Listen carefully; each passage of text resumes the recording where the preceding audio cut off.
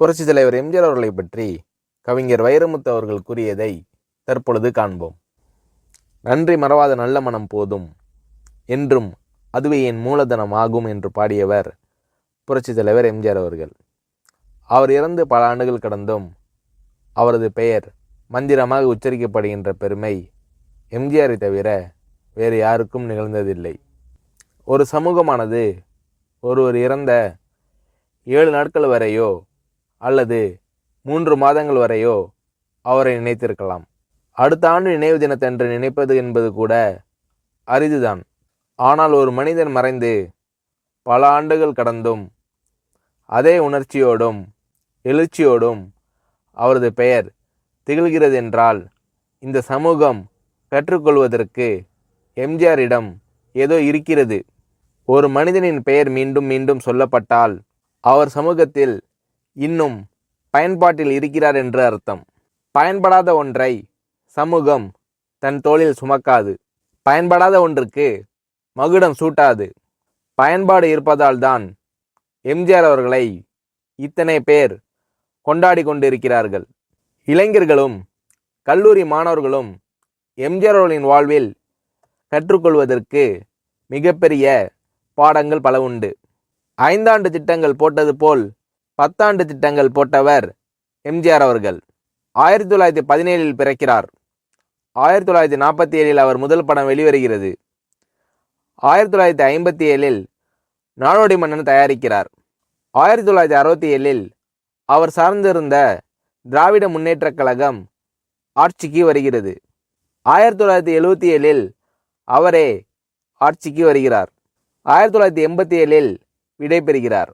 10 5ஆண்டு திட்டம் போட்டு இந்தியா வளர்ந்தது போன்று 10 ஆண்டு திட்டம் போட்டு வளர்ந்தவர் எம்ஜிஆர் என்பதை நாம் புரிந்து கொள்ள வேண்டும். ஆரம்பத்தில் எம்ஜிஆர் அவர்கள் சந்தித்த அவமானங்கள் போன்று இன்னொருவர் சந்தித்திருந்தால் அவரின் வாழ்க்கை அன்றே முடிந்திருக்கும். அவமானங்களை எல்லாம் வெகுமானங்களாக்கி கொண்டு வளர்ந்தவர் எம்ஜிஆர்.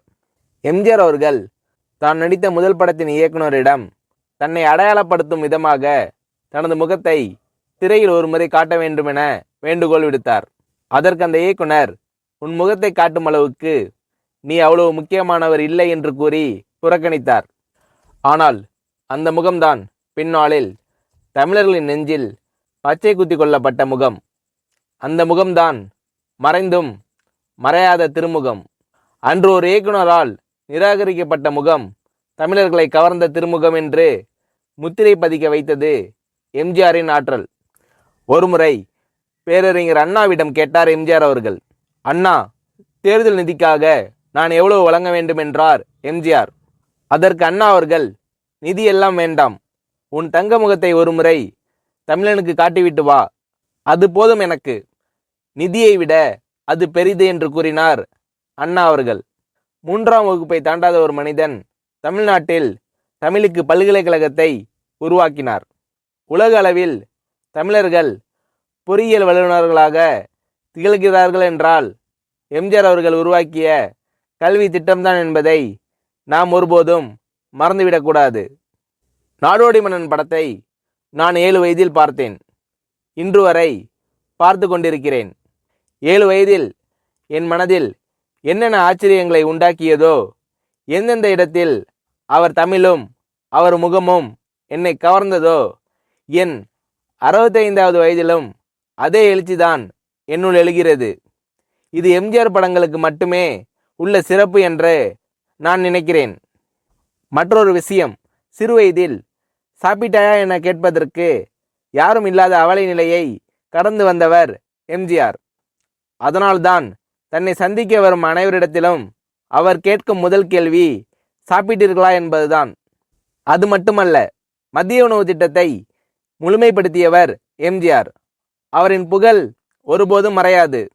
ஏனென்றால் அவரால் பயன்பெற்றவர்கள் இன்னும் இருக்கிறார்கள். அவரால் பயன்பெறப் போகிறவர்களும் இன்னும் இருக்கிறார்கள். 1987 எம்ஜிஆர் அவர்கள் மறைந்தபோது ராஜாஜி அரங்கில் இரங்கல் கூட்டம் நடந்தது. திரையுலகம் சார்பில் நடந்த அந்த கூட்டத்தில் என்னை பேச அழைத்தார்கள். அப்போது நான் பேசிய வாசகங்கள் இப்போதும் பொருந்துகிறது. இரங்கல் கூட்டத்தில் பேச எனக்கு உரிமை இருக்கிறது. ஏனென்றால் எம்ஜிஆர் அவர்களின் திருவுடல் சந்தன பேழையில் இறக்கப்பட்ட போது அந்த சந்தன பேழையின் மீது மண் தள்ளிய சிலரில் நானும் ஒருவன். சென்னைக்கு வந்ததில் இவ்வளோ பெரிய பேரு எனக்கு கிட்டியதா என்று நான் கலங்கி பெருமைப்பட்டேன். அந்த கூட்டத்தில் ஒரே ஒரு சூரியன்தான், ஒரே ஒரு சந்திரன்தான், அதேபோல் ஒரே ஒரு எம்ஜிஆர் தான், அவருக்கு ஈடு இணை எதுவும் கிடையாது என்று சொன்னேன். 1980 தான் நான் பாட்டெழுத வந்தேன். அந்த சமயம் எம்ஜிஆர் அவர்கள் தமிழகத்தின் முதலமைச்சராகிவிட்டார். அதனால் எம்ஜிஆர் அவர்களின் திரைப்படங்களில் பாடல்கள் எழுதக்கூடிய வாய்ப்பு எனக்கு கிடைக்கவில்லை. அவருக்காக நான் எழுதிய பாடல் அவருக்கான இரங்கல் பாடல்தான். அந்த பாடலில் பூமியை தோண்டிதானே தங்கத்தை எடுப்பார்கள், ஆனால் இன்று அந்த பூமியை தோண்டி ஒரு தங்கத்தை புதைக்கிறோமே என்று எழுதினேன். அதன் பிறகு கிழக்கு ஆப்பிரிக்காவில் ராஜு என்ற படத்தில் எம்ஜிஆருக்காக இல்லாமல் எம்ஜிஆர் அவர்களை பற்றி பாடல் எழுத வேண்டுமென கேட்டுக்கொண்டார் வெல்லிஸ் வேந்தர் கணேஷ். உடனே கணேஷ் அவர்களிடம் சொன்னேன், எம்ஜிஆர் அவர்கள் தராத வாய்ப்பை நீங்கள் எனக்கு கொடுத்திருக்கிறீர்கள் என்று சொல்லி பாடலை எழுதி கொடுத்தேன். அந்த பாடலை அவருக்கு நாங்கள் காணிக்கையாக செலுத்துகிறோம். நான் கலைஞர் கருணாநிதி அவர்களிடம் ஒரு கேள்வி கேட்டேன். எம்ஜிஆரை நீங்கள் பிரிந்ததற்காக அல்லது பிரிக்கப்பட்டதற்காக என்றாவது வருந்திருக்கிறீர்களா என்று கேட்டேன். அதற்கு கலைஞர் அவர்கள் சொன்னார், அது ஒரு வகையில் நல்லதாகிவிட்டது. ஏனெனில் எம்ஜிஆர் அவர்கள் மட்டும் பிரிந்து இன்னொரு இயக்கம் கண்டிராவிட்டால் திராவிட இயக்கம் இருக்க வேண்டிய இடத்தில் ஒரு தேசிய இயக்கம் வந்து ஆட்கொண்டிருக்கும். அந்த இடைவேளை உண்டாகியிருந்தால் திராவிட இயக்கத்திற்கு எதிரான இயக்கம் தமிழ்நாட்டில் வேரூன்றி இருந்திருக்கும். எம்ஜிஆர் அவர்களை பிரிந்து அல்லது பிரிக்கப்பட்டு வேறு இயக்கம் உருவாகியதால் அந்த இடத்தில் திராவிட இயக்கமே வளர்க்கப்பட்டது.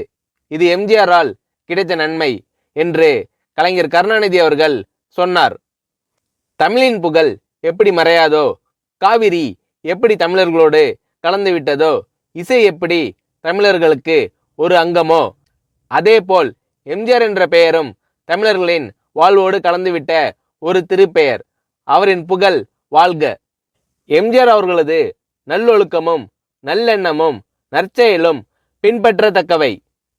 எம்ஜிஆர் அவர்களின் பலத்தை மட்டுமே நான் கண்டிருக்கிறேன். அந்த பலன்களையும் நற்செயல்களையும் மனித நேசத்தையும் தமிழ் சமூகம் பின்பற்ற வேண்டும் என்று புரட்சித் தலைவர் எம்ஜிஆர் அவர்களை பற்றி கவிஞர் வைரமுத்து அவர்கள் கூறுகிறார்.